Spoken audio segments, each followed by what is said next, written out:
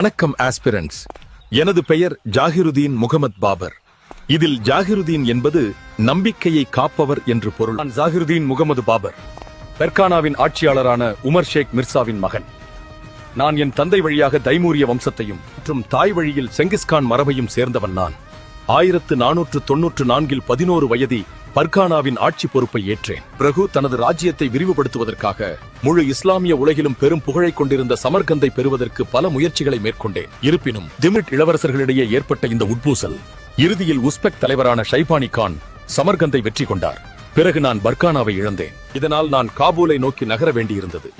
1504 காபூலை கைப்பற்றி இந்தியாவின் வெற்றிக்கான அடித்தளத்தை அமைத்தேன். அக்காலத்தில் எனக்கு பஞ்சாப் ஆளுநர் தௌலத் கான் லோடியின் மகன் திலாவர் கான் மற்றும் ராணா சங்கா மேவார் ஆட்சியாளர் ராஜ்புத் கூட்டமைப்பு தலைவர் இந்தியாவின் மீது படையெடுக்க அழைத்தனர்.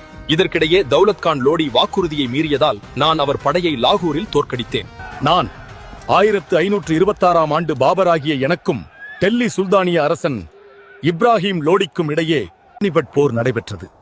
இதில் வலிமை மிகுந்த லோடியின் படையை வெல்ல நான் துப்பாக்கியும் பீரங்கியும் பெரிதும் பயன்படுத்தினேன். அதற்கு உதவியவர்கள் ஒட்டோமான் பீரங்கி நிபுணர்கள் உஸ்தாத் அலியும் முஸ்தபாவும். பிறகு டெல்லியையும் ஆக்ராவையும் கைப்பற்றி முகலாய சாம்ராஜ்யத்தை இந்தியாவில் தோற்றுவித்தேன். நான் 1527ஆம் ஆண்டு சித்தூர் மேவரின் ஆட்சியாளரான ராணா சங்காவை கான்வா போரில் வீழ்த்தி குவாலியர் தோல்பூர் கோட்டையை கைப்பற்றினேன். 1528 சந்தேரியில் மெதினி ராயை வீழ்த்தி மால்வா பிராந்தியத்தில் முழு ஆதிக்கம் பெற்றேன். பின்னர் ஆப்கான்களின் கிளர்ச்சிகளை அடக்க முனைந்தேன். இறுதியாக 1529 காக்ரா நதிக்கரை போரில் இப்ராஹிம் லோடியின் சகோதரர் மஹ்மூத் லோடி மற்றும் அவரது மைத்துனர் நுஸ்ரத் ஷாவை தோற்கடித்தேன். நான் எனது சுயசரிதை பாபர்நாமா அல்லது துசுகிபாபுரி இல்ல. இந்துஸ்தான் பெரிய நாடு, தங்கம் வெள்ளி வளமிக்க நிறைந்தது மற்றும் கடினமான உழைக்கும் மக்கள் உள்ள நாடு என்றேன். என் மகன் ஹுமாயூன் நோயுற்ற போது அவன் குணமடைய என் உயிரையே இறைவனிடம் அர்ப்பணித்தேன். அவன் குணமடைந்தான். ஆனால் நான் விரைவில் உயிரை விட்டேன். டிசம்பர் 26ஆம் நாள் 1530 ஆக்ராவில் உயிர் நீத்தேன். முதலில் அரம்பாகில் அடக்கம் செய்யப்பட்டேன். பிறகு ஹுமாயூனால் காபூல் தோட்டத்தில் நிலை கொண்டேன்.